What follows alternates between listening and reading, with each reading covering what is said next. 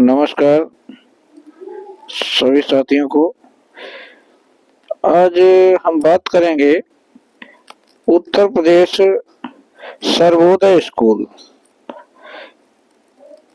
की प्रवेश परीक्षा के बारे में। तो इस परीक्षा के बारे में हम बात करेंगे और इसमें किस किस क्लास के बच्चे प्रवेश लेंगे तो इसके बारे में बात करेंगे।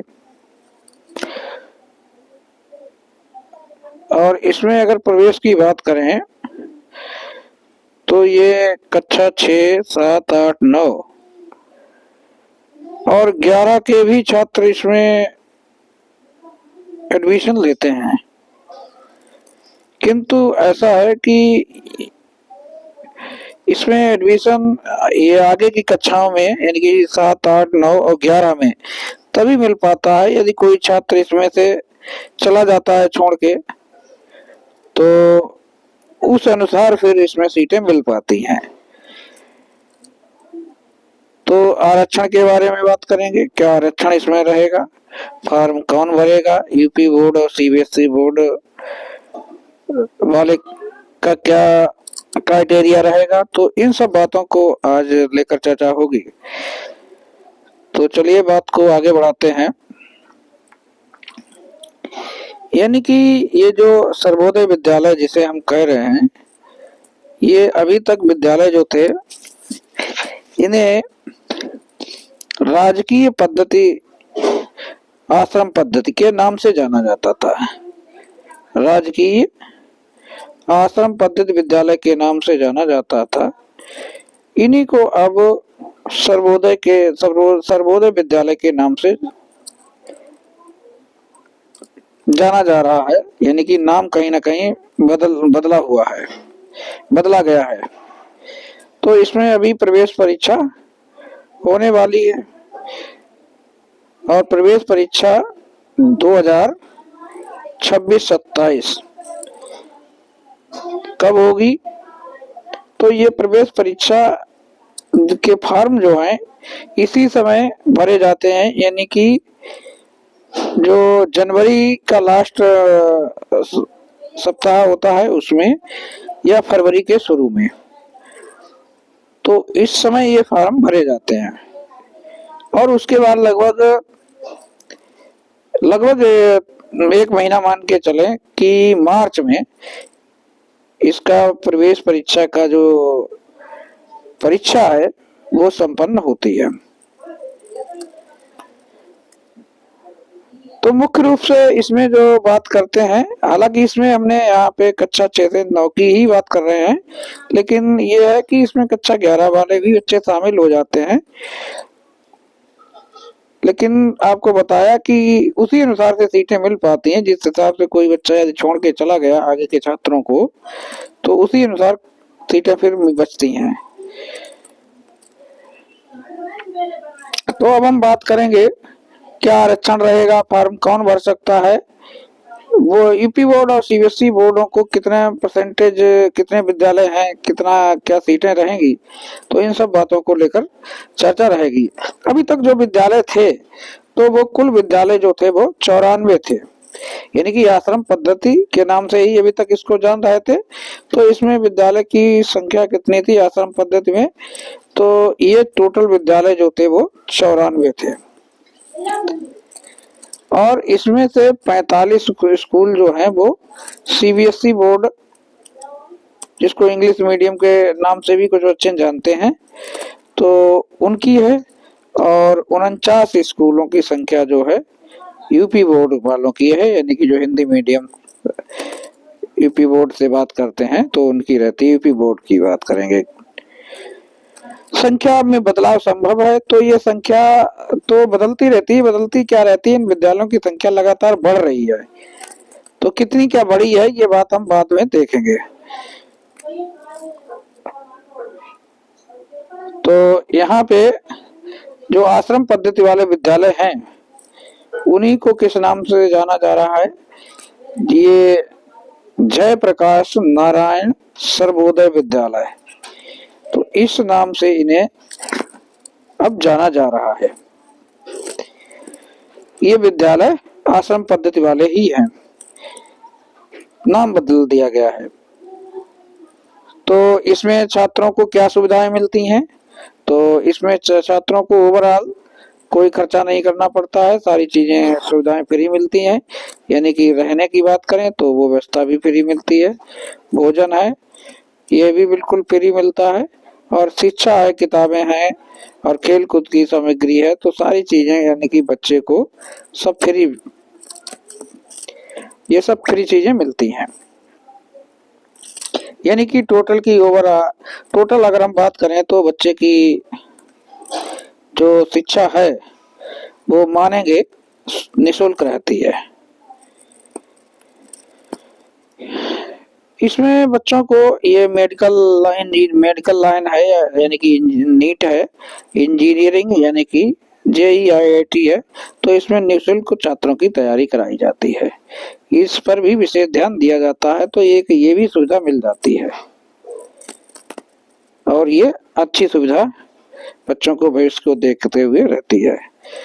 तो उत्तर प्रदेश जो सर्वोदय स्कूल हैं, यानी कि हम इन्हें सीधे अब सर्वोदय के नाम से भी इस समय जान रहे हैं। तो इनमें और हम बात करेंगे आगे कि किस प्रकार से इसमें प्रश्न वगैरह आ सकते हैं विद्यालयों को बच्चों के लिए। तो ये जो जयप्रकाश नारायण सर्वोदय विद्यालय प्रवेश परीक्षा 2026-27 में, इसमें बहुविकल्पी प्रश्न आते हैं। और बहुविकल्पी प्रश्न यानी कि इसमें 4 विकल्प दिए जाते हैं और एक प्रश्न सही करना रहता है, ठीक है। और इसमें कोई नेगेटिव यानी कि नकारात्मक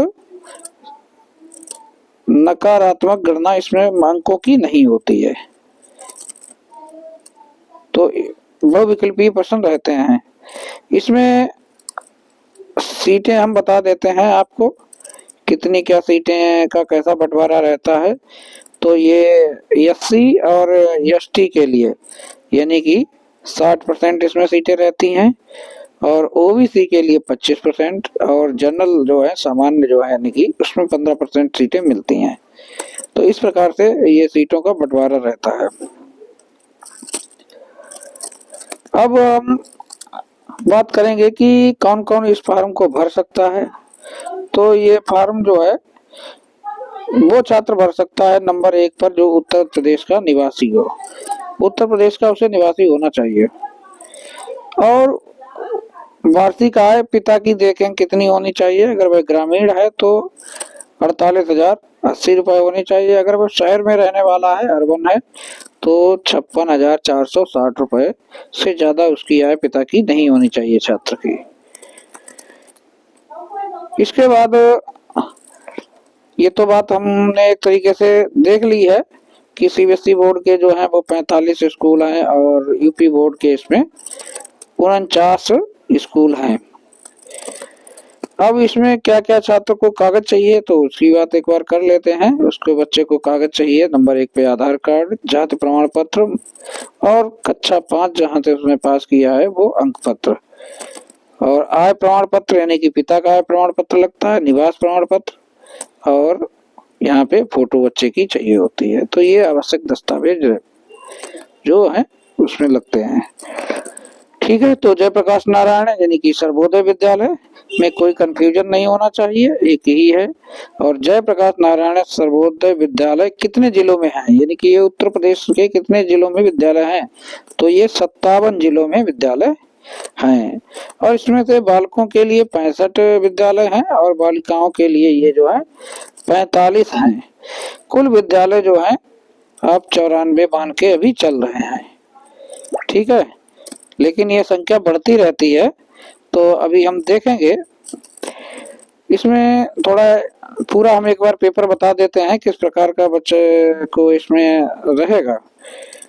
तो इसमें पेपर जो रहता है, प्रवेश परीक्षा का स्वरूप कैसा रहता है, प्रश्नों की संख्या 100 रहती है, और समय जो होता है बच्चों इसमें 2 घंटा रहता है।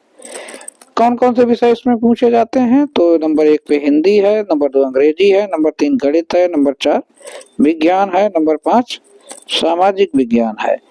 इसमें नकारात्मक मार्किंग नहीं होती है, ठीक है। और प्रत्येक विषय के जो है इसमें से 20-20 प्रश्न पूछे जाते हैं, बराबर सभी से प्रश्न पूछे जाएंगे।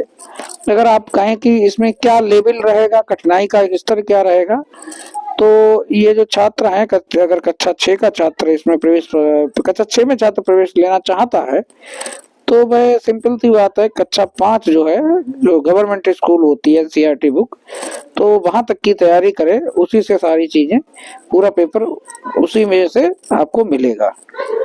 तो कठिनाई का स्तर जो है ज्यादा हार्ड होता नहीं है, सेम जो है कक्षा 5 तक की तैयारी होनी चाहिए छात्र की। अब देखिए, अगर ये जो विद्यालय है यानी कि कौन संचालित करता है, ये उत्तर प्रदेश समाज कल्याण विभाग द्वारा संचालित होते हैं। और एक बात समझ लें, इसमें आपको फार्म कैसे मिलेगा, तो प्रत्येक जिले पे जो समाज कल्याण का ऑफिस है, तो वहां से जाके आप इस फार्म को ले सकते हैं।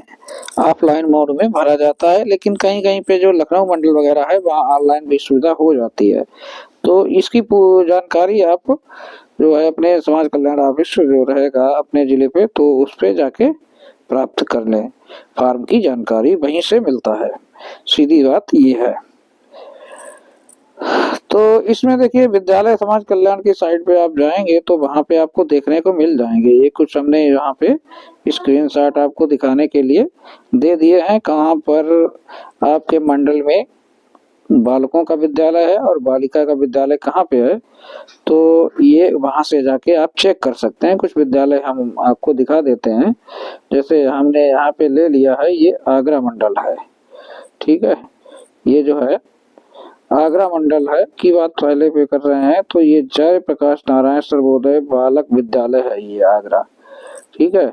इसके बाद इलाहाबाद दिया गया है, तो ये बालक है और ये बालक और बालिका दोनों ही इसमें हैं। तो इसको चेक करना चाहें तो लिस्ट को आप खोल के चेक कर सकते हैं। आगे ऐसे ही आपको देखने को और विद्यालय मिल जाएंगे। इलाहाबाद ये है, इलाहाबाद के हैं, इसके बाद फैजाबाद के हैं, आजमगढ़ के हैं, आजमगढ़ के और हैं, आजमगढ़ के और है, देवी पतन है, चित्रकूट है। तो आप इस तरीके से वहां पे जाके देख सकते हैं, सारे विद्यालयों की लिस्ट आपको मिल जाएगी। ये बरेली मंडल है, तो ये बरेली में है, बरेली ये आमला में है, ये पूरा यहाँ से आप देख सकते हैं। देखिए, अगर बरेली का आप देखना चाह रहे हैं तो ये देखिए, जयप्रकाश नारायण बालिका विद्यालय मनौना आमला में है, और दूसरा ये बालक विद्यालय भोजीपुरा बरेली में है। तो ये बालक के लिए, ये बालिका के लिए, इस तरीके से आप चेक कर सकते हैं सारी बातों को। और आपको हमने यहाँ पे जो स्क्रीनशॉट वगैरह यहाँ पे देख रहे हैं, आप इसको देख सकते हैं। तो अब यहाँ से लास्ट तक पहुँचते हैं और हम देखेंगे कि यहाँ पर कितने विद्यालय दिखाई दे रहे हैं। तो अभी हम संख्या वहाँ पे लिख रहे थे, बार बार इन विद्यालयों की चेंज होती रहती है, तो आपको यहाँ पे चेंज संख्या दिखाई देगी। हम अभी 94 की बात कर रहे थे, क्योंकि पिछली बार ये 94 थे, लेकिन इस समय यहाँ पे आप साइड पे जाएंगे, वर्तमान में विद्यालय की संख्या जो है वो 100 हो चुकी है, ठीक है। तो यहाँ पे जो 100 दिखाई दे रही है, तो इसी बात को कंफर्म मान के चलेंगे, इस समय जो ये विद्यालय हैं बढ़ के संख्या 100 हो चुकी है। तो ये संख्या और परिवर्तित होती रहेगी, तो इसमें कोई डाउट वाली बात होनी नहीं चाहिए। तो अगर किसी को इससे रिलेटेड कुछ पूछना है, समस्या रहती है, तो आप इस पे कमेंट कर सकते हैं। दूसरी बात, जब ये फॉर्म आ जाएंगे तब हम एक और वीडियो इस पर बना के आपको जानकारी उपलब्ध करा देंगे, जब ये इस पे फॉर्म भरने शुरू होंगे उस समय। और इसलिए इसको, चैनल को सब्सक्राइब करके रखें, इससे संबंधित आपके पास जानकारी पहुंच जाएगी। तो आज के लिए इतना ही, धन्यवाद।